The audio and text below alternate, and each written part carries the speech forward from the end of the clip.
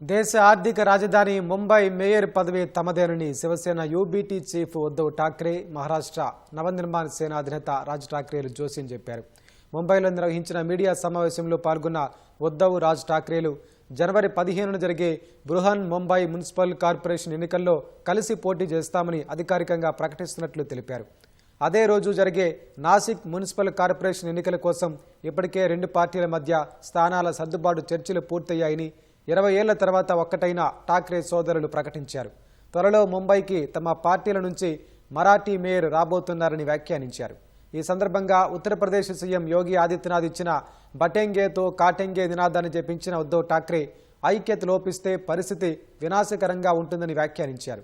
సిందే, శివసేన, బీజేపీలతో అసంతృప్తిగా ఉన్న నేతలంతా తిరిగి తమ పార్టీల్లో చేరాలని రాజ్ ఠాక్రే పిలుపునిచ్చారు.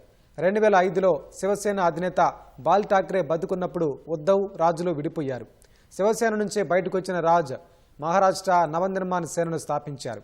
20 ఏళ్ల తర్వాత మళ్లీ వారిద్దరూ ఒక్కటవడం మహారాష్ట్ర రాజకీయాల్లో సంచలనంగా మారింది.